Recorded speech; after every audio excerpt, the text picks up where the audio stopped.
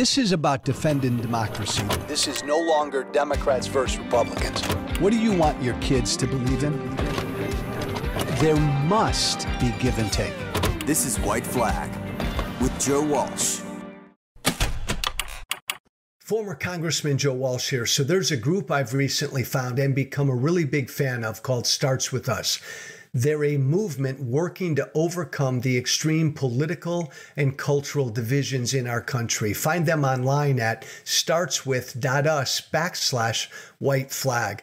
What I love about them is they're showing people how it's possible to have real, meaningful, productive conversations with people you disagree with. I'm such a big fan of this. This is what I've been trying to do with my podcast. Look, here's the deal right now. In America, we have two major political parties that are at each other's throats. And the most dangerous aspect of this is that way too many of us are avoiding having the hard conversations with people with whom we disagree. We're afraid to have these conversations, so we walk away. But to save our democracy, we have to stick around. I mean, if we're walking away from the table, then who the hell is sticking around to figure things out? This is what I so love and admire about the work that Starts With Us is doing. They are the movement of people like you and me who want to fight the extreme divisions in our country. Because guess what? We actually are in the majority. Starts With Us found that 87% of Americans are tired of how politically and culturally divided we are. So I'm not just a fan, I'm part of the movement. And if you're listening, I want you to join the movement too. Get involved. Go to startswith.us/white flag and sign up for their newsletter. Start there. Again, that's startswith.us/white flag. He is David Jolly, a former colleague. We did not serve together, but a former Republican member of Congress from Florida. You see him on MSNBC all the time. An astute David commentator, I believe, one of the most astute, trying to describe and spell out these crazy damn times we're living in. Thank you, my friend, for taking a few minutes to join me. It's good to be with you, Joe, and thank you for the compliments, deserved or undeserved. No, deserved. I didn't agree with what you said, but as always, with what you said, I found it interesting, thought-provoking, fascinating, and important. I don't remember the show, David. You were on MSNBC, one of the shows, and you said that Ron DeSantis, I think, would be far more dangerous if he were president post-24 than Trump would. I want to dive into that with you, two former Republican members of Congress. Actually, David, two former Republicans, correct? Yeah, but that's right. That's right. When did you officially leave the party? So I left in 18. So I served from 14 to 17. I was a special election, had one special election term and then a general term. But, you know, that was when the party started falling apart, really, under Donald Trump, or I guess if you're a Trump fan, you'd say solidifying. So while in office, I was one of the stragglers who just never went along with Donald Trump. In fact, I went to the floor and called on him to drop out of the race and never backed down from that. So my breakup had started while I was in office. I left in 17. I actually wanted to get it done. You know, look, it's a journey. You went through this. To break with that affiliation, there's a lot to think about. So it's not a quick decision. But I did know if I was going to do it, I wanted to do it before the 2018 midterms so that it wasn't just taken as political. Democrats win the House. Now Jolly's a Democrat. So I left in the summer of 18 and actually didn't tell anybody. I decided not to try to make news out of it. So. Oh, interesting. And I think I should add here that, and I want to compliment you, David. You're right that it's a journey for a lot of us, and some of us took longer. You know my history, crazy Tea Party guy. I supported Trump in 16. It took me a while to get there. You I commend, because it's a small handful who were pretty damn principled from the outset of Trump and said no, kind of right when he came on the scene. You were part of that, correct? I was, but it was because he introduced some new themes. You know, it's interesting that, Joe, a lot of people, you maybe included, would have considered me a squishy moderate when I was in You were a rhino, David. A rhino, right? Now, listen, I went to Washington when the class of 94 took over. I mean, that was my conservative, young conservative spirit. And I still kind of have some of those leanings about smaller government, less taxes. I do think less taxes, less government can empower a lot of people, but I don't think no government is the right answer, and no taxes isn't the right answer. And so what I found myself was trying to figure out how to be a governing conservative. And I think we can unpack on a different show how all the reasons our politics are broken, that there's no incentive to be a governing conservative. There's only an incentive to be an opposition conservative. And look, I tried to find that ground and I couldn't. And in the politics of the 2000s and 2010s, trying to be a governing conservative made me a squishy moderate. And honestly, it pushed me into a camp to really rethink some things. I mean, what I realized is the fundamental mistake we make in our politics is we try to assign somebody a singular dot on the ideological spectrum. When in reality, most people live all across the spectrum, depending on the issue you're talking about. We don't allow that diversity of thought within the individual, much less within a party. Agreed. Let's dive into this, David, because I would love to have that conversation with you on at another time, because it is fascinating and important. I'll lead you. I'm going to hand you the ball with this, and I think you agree with a lot of what I'm about to say. I consider Donald Trump to be a unique threat.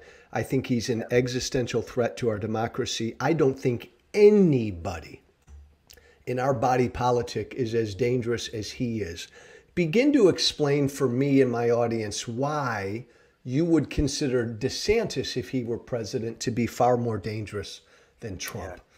Great question. And I have to apologize. There are two dogs behind me. You may have just heard one of them. You might David, we have a rule on this podcast: never apologize for dogs. Never. Okay, good. Well, I'm hoping they make an appearance. I think they're behind my back on the couch here. But so listen, first and foremost, a couple qualifiers to this statement. Not that I'm backing off of it, but I think important context, I should say, not qualifiers.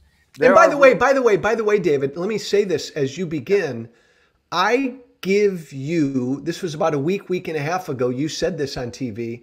I give you a lot of credit for putting this out there, because I think it's something we all need to think about. Continue. I agree with you. And I would tell people to check out Tim Miller's column in the Bulwark this week, because I think it takes an interesting take on this as well. So first of all, we can have multiple unique threats, and you and I agree on the threat that Donald Trump poses. His willingness to crush the Constitution, act outside the Constitution, control the levers of government for his benefit, ultimately could lead to violence like we saw on January 6th. And a second term of Donald Trump would be retribution. And those are his words. So I don't want to diminish the threat that is Donald Trump. That's an important context. The second important context, and you haven't done this, but a lot of people have in this conversation, the right likes to come out and say, oh, they would say this about any Republican nominee, right? This is what never Trumpers and progressives and the left will do. If it's not Trump, the next guy's just as dangerous. I don't think that's true either.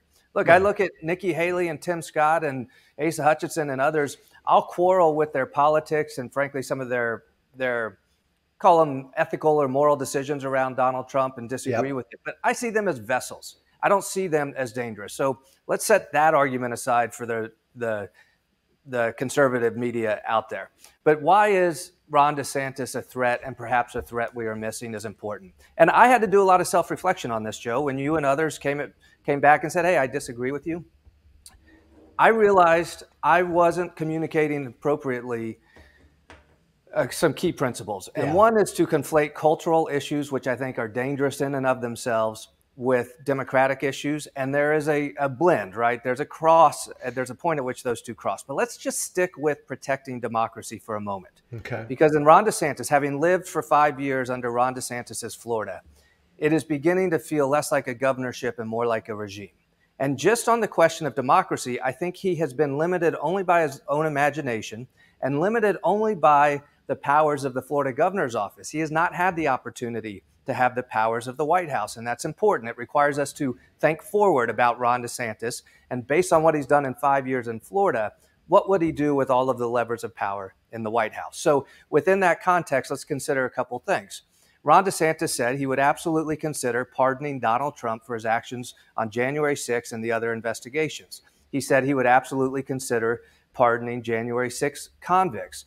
He has suggested that the Russia-Ukraine conflict is a territorial war, suggesting that he would give some type of equity to Putin's position on that. At home in Florida, he stood up for the first time an election police force, which disproportionately targeted black ex-convicts for voting after they had already registered to vote and their registrations had been accepted. Yeah. And the state prosecutorial regime kind of overlooked the Republican-heavy precincts in the villages and other places. We're learning more and more about that today. He dismissed by executive authority a duly elected state attorney when that state attorney said he wasn't sure he would prosecute certain abortion cases post-Dobbs. He dismissed them and a court said, you're not allowed to do that. You don't have that authority. On the pure kind of self-enrichment opportunities that he faced, he has recently exercised the opportunity to hide his travel records from the public while he was running for governor. We have a Sunshine State law that said all public records have to be in the public. The governor got his supermajority Republicans in the legislature to say, change that. I don't want people to see where I travel. And by a stroke of a pen, administratively, not legislatively, he recently had call it the campaign finance office in the state of Florida, change a 20-year rule that says you cannot move state campaign money to federal campaign money. He had them change that just by the stroke of a pen to say DeSantis can, allowing DeSantis to move $80 million from state campaign money to federal campaign money. He also, using just the raw executive power of his office, call it corruption. We know what he did to Disney. It wasn't just that Disney spoke out. It was that Disney said, we're going to stop donating money to Republicans and to Governor DeSantis. And he said, okay, then we're going to change your tax status. When he decided to run for president, he said, I am going to have a call to all Republican legislators in the state, whether you're with me or against me. This is the week I'm expecting your endorsement. And it was the week prior to veto week. He has a line item veto over legislators' initiatives. He did the same thing with lobbyists. On the week he announced before the veto week, he said, now's the time to send me your money or watch out next week when I have my veto pin. So I realize that's a lot, but that's also not even touching then, Joe, on the cultural issues. Well, so before we get to someone who will act so brazen and then also act to tear our culture backwards could be more dangerous than Donald Trump. So before we get to the cultural, and I appreciate that list, let me ask one quick question. A number of these things that he's done as governor of Florida, has he been able to do using his powers as governor?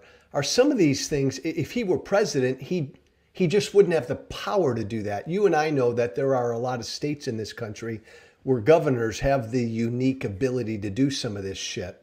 Would he be more restrained, though, as president? I mean, just by the office, do you think? So I don't think so for this reason. Virtually everything I listed was done unilaterally within his executive authority. The one question on the travel records required legislation. Yeah. Disney, he tried to do unilaterally. The transfer of campaign money, he did unilaterally. The election police force was his proposal. He said, I'm not taking your maps, Congress. I'm going to write my own. There were a number of things he did either within the four corners of the power of the governorship or without. Frankly, what he did flying migrants from Texas to Massachusetts was likely violative of Florida law, and he knows that. And so he had Florida this past session change the law. And that's not even getting into the qualitative questions of decisions like that. So would he be checked as president? He would not have a supermajority in the Congress, and that would be real. But what I fear is it would cause him to just take greater executive authority and arguably greater executive abuse. Joe, I said recently he has the vanities of Donald Trump, the paranoia of Richard Nixon, and the methodologies of Bill Barr. And for those who used to say the person who comes after Trump might be more dangerous, I worry that that person might be Ron DeSantis. Do you consider Ron DeSantis, well, let me ask the first question. I consider Donald Trump to be just manifestly corrupt. the paragon of corruption. Do you consider DeSantis to be as corrupt of an individual as Trump? It's a great question, Joe. My immediate reaction is DeSantis is smart enough not to put himself in personal jeopardy, right? And so define corruption. I think what he did to Disney is a form of public corruption. I'm going to use the powers of my office to quash speech that is contrary to my interests. I think that's a public corruption, not the legal term of public corruption. What he's done on travel records, campaign finance money, public corruption, I think or is corrupt. I think what he did on marginalizing the voting power of Black and brown communities has a certain whiff of it. But I do think that's a great question, Joe, because he is smart enough not to put himself in personal jeopardy, where Donald Trump breaks through that and says, come at me. We'll see how it works out in court. He doesn't even care. Do you consider, and maybe this is related, David, do you consider DeSantis to be as lawless an individual as Trump? Again, I consider Trump to be utterly lawless. Yeah, so it's a fantastic framing as well, because I think he has shown us he will break the law, right? I think we learned from the courts that what he did to the state prosecutor broke state law. We learned that what he did using the plane for theater shipping migrants to Martha's Vineyard was in violation of the law. He has gone through a list of actions that have been found in violation of the law. So yes, but to where Ron DeSantis is frankly much smarter than Donald Trump, though I don't think he's an intellectual that some people ascribe to him. Where he is much smarter is this, and this phrase came from the Republican Speaker of the House around redistricting. The Republican Speaker of the House, or the Republicans in the legislature, had to redistrict state lines, and we have a state constitutional amendment that passed that actually got me thrown out of Congress, but required geographic compactness. So the Republican legislature drew the most aggressive lines they could under the context and contours of the Constitution. Ron DeSantis said, that's not good enough. I want to crush majority-minority districts in the state of Florida, and I want to be the governor that gets sued and goes all the way to the Supreme Court and has the Supreme Court declare that race-neutral lines are constitutional, because right now the Supreme Court has not determined that. So that is where Ron DeSantis, rather than breaking the law, wants to test the law. And so that Republican Speaker of the House said, look, the legislature wrote the maps in accordance with the Constitution. DeSantis wrote the maps in accordance with what he wants the Constitution to be. And look, I, as an attorney, I don't know if you are as well, I can appreciate some of that nuance. And there are areas where ideology begins to just be ideology. If he wants to test race-neutral district lines, we can have a debate over the qualitative measures of that. But it does show that he has the methodologies of Bill Barr. He is not the Fred Flintstone that is Donald Trump. I'm just going to come in and crush everything, and let's see how it all sorts out. David, you raise a really interesting point that maybe hurts my argument that Trump's more dangerous, in that virtually everything you've articulated so far, I guess you could explain from DeSantis's view, in that he's corrupt and he's lawless, advancing an agenda. Like Trump's only agenda was Trump. So there's so much more personal corruption and personal lawlessness with Trump. Whereas maybe, damn it, Walsh, maybe DeSantis actually is in a way more dangerous because he's lawless in pushing an agenda. Does that make sense? It does. And this is where we have to accept there's nuance in politics. And we don't do nuance well, right? So I think there is a lawlessness to Ron DeSantis. The migrant flights from Texas to Martha's Vineyard are a disgusting abuse of power. These were not people sitting in Florida. There was no Florida interest, no reason to spend Florida taxpayer dollars. He did so out of his own political vanities to make news. And he did so to further marginalize and humiliate migrants. And you saw people in Florida, a lot of DeSantis supporters say, yeah, that's what they deserve. Why do they deserve that? Why do those migrant families deserve to be humiliated like that? Nonetheless, your point is some of this is acting outside of the authority and some of it is acting within. And this is where the nuance matters and the lines begin to cross. Because, Joe, the culture wars are real. And the problem with culture wars is there are two sides and there are victims. And this is where perhaps my wife and I, being in Florida and having lived in Florida our whole lives, and particularly during the DeSantis years, you feel it. You feel it in a real way. these culture wars have victims, and the abandonment of traditional conservative ideology rears its head in these culture wars all over the place, from Disney to the trans bills to the migrant communities, to black and brown issues, to history, to science, whatever it might be. And so that is a lane of danger that I don't think we can condemn as always outside of the authority of a governor or a president. That's a policy direction that then adds to the danger, if you will. And I think this is an interesting disparity between Trump and DeSantis. I see Trump as purely a transactional figure. No ideology, no conviction, right? The rumor that he may have run as a Democrat if he thought he could have won as a Democrat. Exactly. Truly no conviction on LGBT issues or the abortion issue or some of the hardest culture war issues. He probably would prefer a war where he could stay out of it altogether. Yeah. He's just a vessel.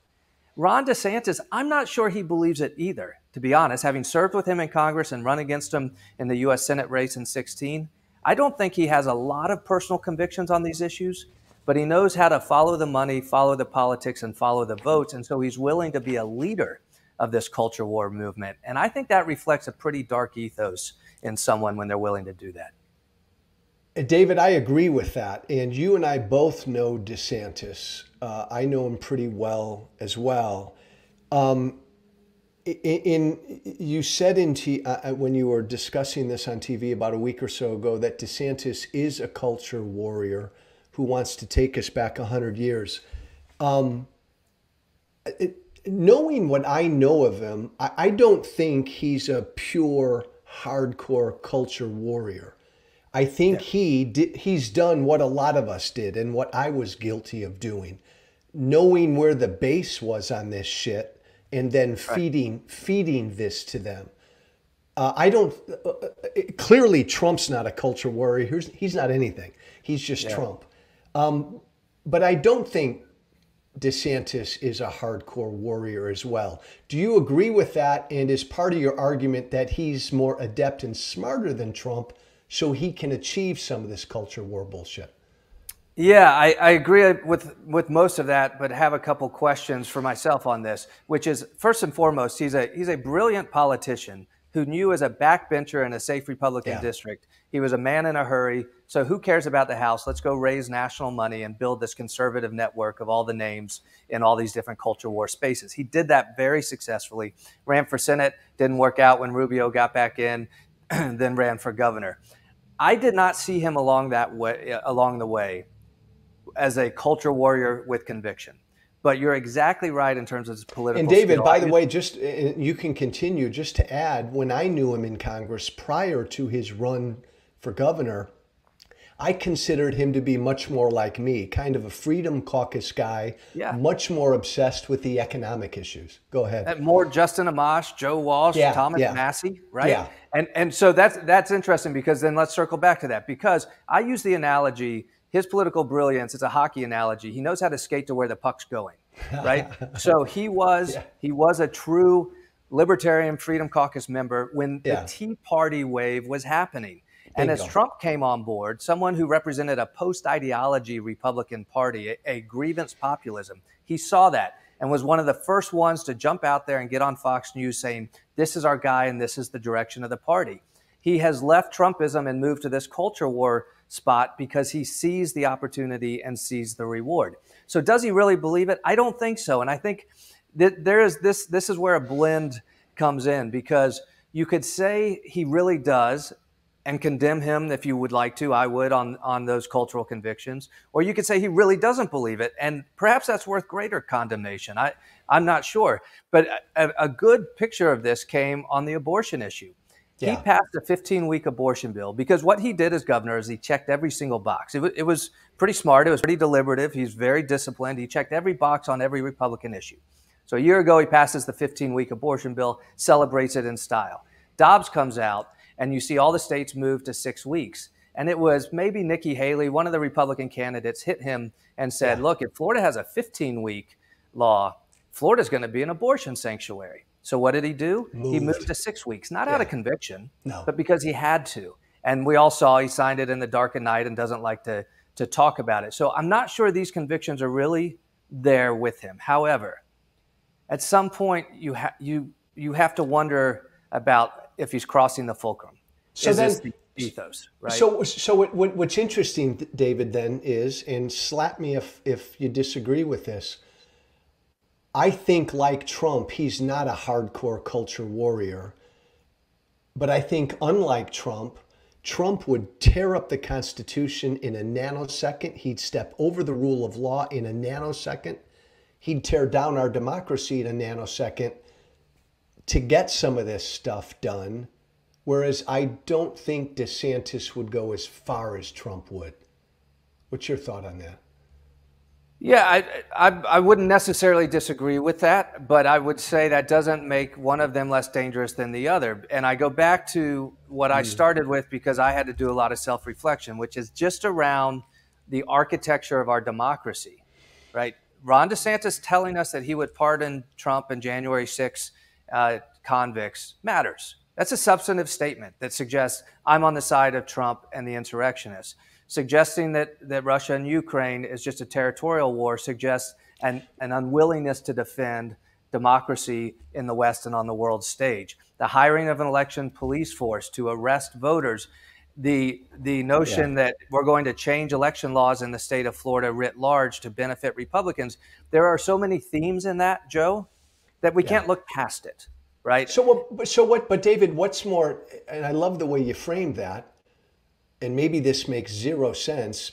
DeSantis said he'd pardon Trump and the other insurrectionist. Well, the assumption there is the correct one. Trump is an actual insurrectionist. So what's more dangerous, the actual insurrectionist or the president who would pardon the insurrectionist? Or maybe, David Jolly, there's no difference. Maybe there is no difference, because what would Ron DeSantis do if faced with the same election outcome that Trump faced in 2020? Suppose there's a first-term Ron DeSantis faced with that exact scenario. He has just showed us and announced his value set going into that, both what he would do legally and based on some type of moral or political view of the world, which is why I think we can't look past Ron DeSantis as being uniquely dangerous. Doesn't make Trump less dangerous, but I think we can't look past Ron DeSantis. So, David, that's fascinating, and I want you to answer this head on. Donald Trump lied about the 2020 election purposely, and he purposely led and incited a violent attempt to overthrow an election. Do you believe a Ron DeSantis would do the same thing if he were president? If he lost, say, in 28, he's elected in 24, he loses in 28. Would he literally do the same thing that nobody else in our history has done so far besides Trump? So if I could remove the line about violence, I would say, I don't know, and maybe so. Would he actually challenge the integrity of elections in enough states? Would he ask for a separate state of electors? Would he ask for the Senate to change how they vote? Would he lobby House members to change how they vote? Would he take something all the way to the Supreme Court to remain in power under a constitutional argument that would flatter Bill Barr? Yeah, I think he probably would. Now, a question of whether or not you give safe space to violence is a question of one's personality that's beyond my ability to judge. But I think everything but that, there's no reason to presume, based on anything that Ron DeSantis has said or done, that he would do anything differently than Donald Trump did. David, that's so interesting, and I appreciate your honesty, and I will acknowledge that you live in Florida and you've lived under his regime, and I have not. So when people ask me, would Ron DeSantis lie about an election like Trump did, I say no. If a President DeSantis lost, would he concede and participate in the peaceful transfer of power? Unlike what Trump did, I say yes, he would. But maybe I'm naive. I don't know. I think they share the same fragile vanities. And I think he has shown us a willingness to use the levers he has at his disposal to his own means. And I just don't know the answer to that. David, is this a unique thing for you and I to like Trump and DeSantis? The other Republicans running for president, is there anybody else that you would worry about if they were in the White House? The Haleys, the Pences, the Scotts, any of them? Not on these grounds. No. Not on these grounds. It's also early, right? I mean, I think part of the lessons we can all learn from these last several years is how DeSantis got drawn into this space. From the space where he started with Walsh, Amash, and Massey to being here is a journey. And so I don't think Haley, Pence, and Scott are at the same place on the journey. I guess they could take it, but I don't think we see that where they stand today. David, I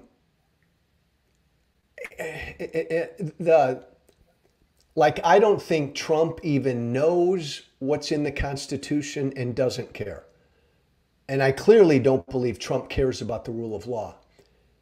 Do you give that, though, to DeSantis? Like he at least has some measure of respect for the Constitution and the rule of law that Trump just doesn't? And no, I think this is an area where the danger really does lie and grows. And here's why. The governor's office spent a couple of years kind of pushing out a narrative that many in the press accepted, that Harvard, Yale guy does his own research and he's really smart. However, when he comes out with declarations that are antithetical to law, constitution, or science, as he did with COVID, that doesn't make him smart just because he read. It makes him good at reading or good at Google. And I think this is a really important thing, right? So he accepted all of Fauci's and the CDC's guidance. He shut down Florida. He issued a stay at home. He closed bars. He closed beaches. He did all that. And in terms of skating to where the puck was, when he saw the frustration, he said, I'm going to open up the state and I'm going to denounce the science and I'm going to do my own research and come out with my own conclusions. He is not an epidemiologist. He is not an infectious disease expert. He's somebody who read and he chose the path of confirmation bias and then projected that on the stage. So what does he do with the Constitution then? It's very similar. He will come out with constitutional arguments that back the outcome he wants, not the premise that the Constitution may stand for.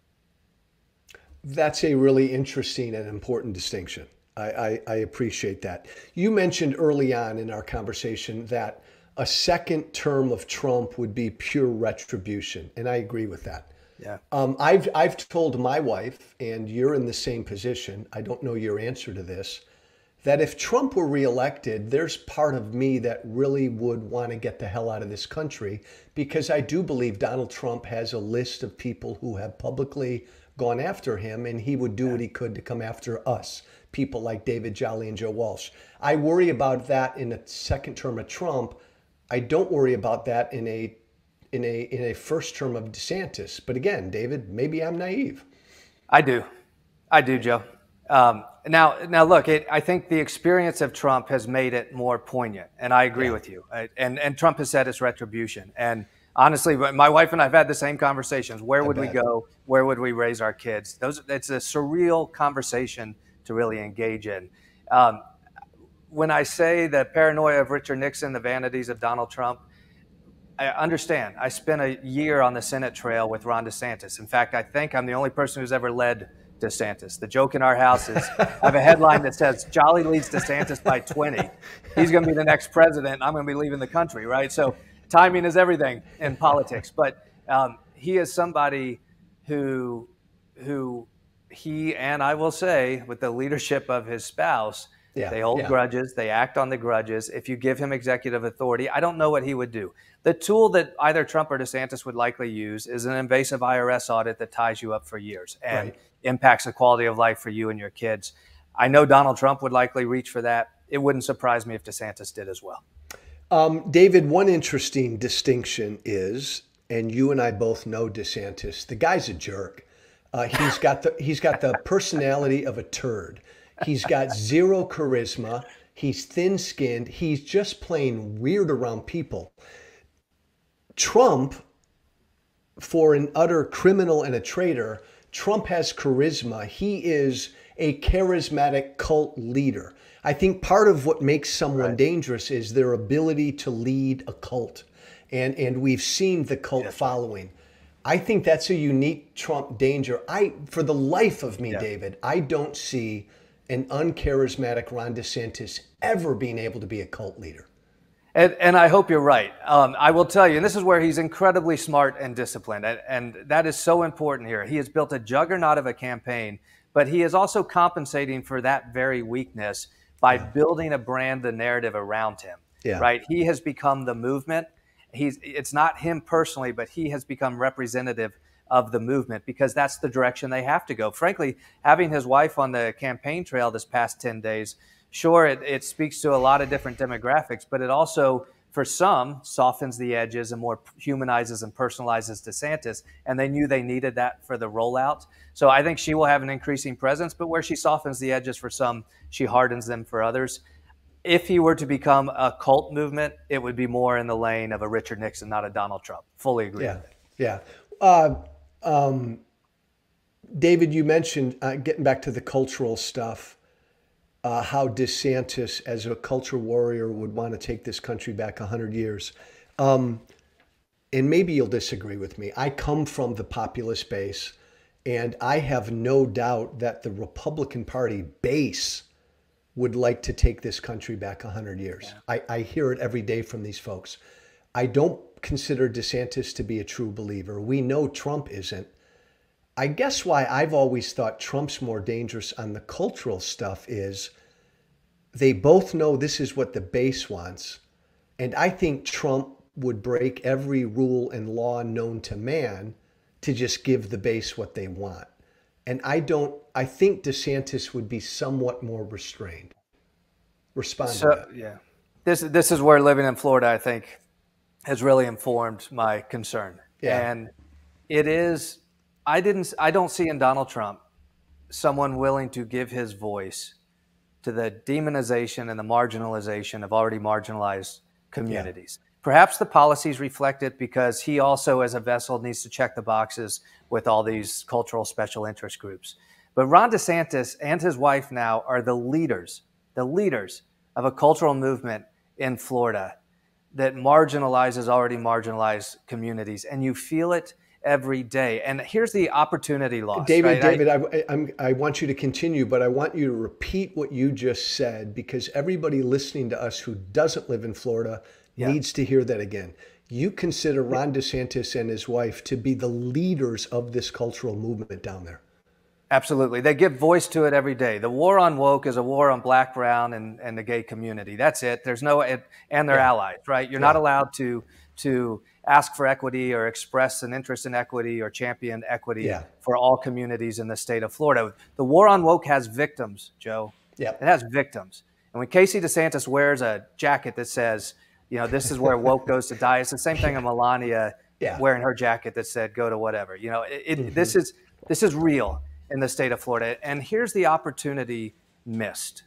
I often try to think through this, even as, to not be so reflexive and not so critical. I try to put on the opportunity missed lens. What would a Jeb Bush do, or a David Jolly, or somebody else faced with similar issues? And this trans question and gender affirming care is a good example. It's the most complex one, to be honest, and some of the other ones of denying history and science and banning books and all that stuff. But here's the opportunity missed lens. The role of the state exists to protect certain people, including minors, right?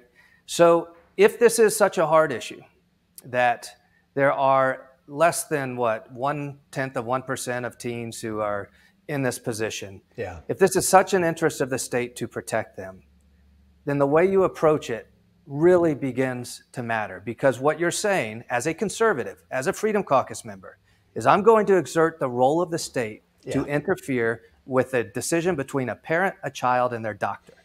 That's a hard decision, right? And if I saw in Ron DeSantis a governor who said, this is a hard decision, and I know there should be limits to when a state steps in, and there are places they should, and because of this, I've come to the conclusion that at 16 or 14, or choose your age, as a state, we are going to prohibit this type of care. And here is how we are going to address these needs and concerns. That would have been a thoughtful approach to a very difficult issue. Instead, what he has done is he has made the trans community an enemy. He has made victims of parents and families and doctors. And Joe, this is an area where it is particularly complex because it's relatively new in mainstream society. How do we handle this issue? How do we address this issue? I'm included in that. How do we address this? But you can see people who are trying to move towards equity and people who are willing to reach for condemnation. And in DeSantis and his wife, you see someone reaching for condemnation. I just have to share, I got a phone call from a grandfather of a teen who was 17 or 18, or I guess 17, going through the care, had been for about 12 months, had the suicidal ideations, was now in a great place, was due to be valedictorian of their class tons of friends, popular, all that stuff as a teenager you want. Under the bill that Florida passed and Texas and others, it threatened the doctor now with going to jail for prescribing the medications. Yeah. And if the parent of this minor said, I still want my child to have this medication and got it from elsewhere, out of state, the state could take away the child from the parent. That's the real consequence of this war on gender affirming care and the trans community. I don't have a personal appreciation or understanding of what all that is like, but I know what it would feel like if the state stepped in and say, hey, Jolly, you're not allowed to make decisions for your kid. Now take that and move to books in schools. Move to the migrant community worker whose family is here legally, but the brother or child or parent is not. The approach has been that all of these people in Florida are now our enemies. And if you're an ally of these communities, you're our enemy too. And I'm the governor, and you're either with me or against me. It is why my wife and I also consider leaving the state of Florida, because we have a 4-year-old and a 2-year-old. And I'm not sure it's the environment that I want them to grow up understanding as being appropriate for how we treat others. David, I'm gonna wrap up, and I want to ask you just one and a half more questions. And I really appreciate your time, my friend. I guess so much of this comes down to how we define dangerous. Yeah. And I guess I continue to fall back on Trump being more dangerous because he just doesn't give a fuck about our democracy. And I think DeSantis does. And I see DeSantis. I'm going to ask you a question, David. Where do you see Trump being more dangerous than DeSantis? I'll answer it first. Where do I see DeSantis being more dangerous than Trump? And I think it goes to a lot of what you've been saying, because I did some of this myself. I didn't believe a lot of the culture war shit, but I fed the base too much of it.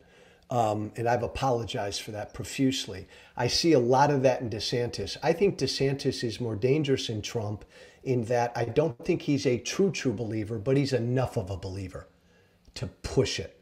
Yeah. Trump doesn't believe in any of that stuff. And weirdly, David, when you look at how DeSantis is running this campaign, he's moving to the right of Trump on a lot of this stuff. I think it's going to hurt him. So in that regard, I consider DeSantis more dangerous. Where do you consider a second term of Trump being more dangerous than a first term of DeSantis? I think Donald Trump would ignore all constitutional provisions and all laws to win a war that he's already started. And I think Ron DeSantis would use the Constitution to start wars that we haven't faced yet. And those are two unique threats. That's interesting. And in Donald Trump, he is a unique threat. Existential is a word thrown around. Yeah. I don't know that that's the case because there is such a stickiness within our Constitution that I think we could survive a lot. But I do think he's a real threat. And I think on Ron DeSantis, the point of my comments in the last week, it's not necessarily somewhere I wanted to go, to be honest, Joey. I don't want to be the mouthpiece of DeSantis is dangerous. Yeah. But I think there's a blinking red light on Ron DeSantis that we have to pay attention to. Right now, last question, David. Right now in this race, how is this race shaping up to you? I think Ron DeSantis could be the next president of the United States, which is why I'm also taking this seriously. We see the same numbers everybody else does. If Donald Trump still has this iron grip on his party, but Ron DeSantis has the momentum, right? That's interesting. That goes against a lot of the train of thought out there. Well, but here's the test. I think he could be. I don't know that he will be. I think the challenge for Ron DeSantis is he has shown us there's a ceiling. And my analysis suggests that in Donald Trump, he has shown us that his loyal voters will never move. And that's the biggest challenge for Ron DeSantis. I think DeSantis has been in the mid-20s for a year because he inherited the coalition within the party that is no more Trump. Not never Trump. They're no more Trump. Yeah. They like Trump. They voted for Trump. They think he's a good guy. They're just ready for reasons of fatigue or winning to get past Donald Trump. That 25% was there for DeSantis a year ago because he was a successful Florida governor. They're there today. But he hasn't broken through that ceiling. Maybe that's the limits. Maybe the story around Donald Trump is the guy's convicted and gets elected president of the United States. But in a general, I still think Biden can beat Trump. And I think it's pretty significant. The coalition that came out in 18, 20, and 22 is still there to beat Donald Trump. I think if Ron DeSantis were to get the Republican nomination, he could likely beat Joe Biden. And we will continue that on another day. And I appreciate that contrarian thought, because I still think this nomination is Trump's. And I think if he's the nominee, I think people are mistaken thinking there's no way he can win. David Jolly, my friend. And by the way, I think you may not want to be the guy out there, the Paul Revere out there, warning everybody about DeSantis, but it's an important element right now, and it needs to be heard. And I appreciate you bringing it up, my friend. I appreciate this conversation, Joe. I really do. David Jolly, everybody. Follow him on Twitter. Watch him on MSNBC. He's valuable. Thanks, my friend. Thank you. Thank you for listening. Remember to listen, share, and follow White Flag with Joe Walsh on Apple Podcasts, Spotify, and everywhere great podcasts are found. And be sure to leave a 5-star review. This has been White Flag with Joe Walsh.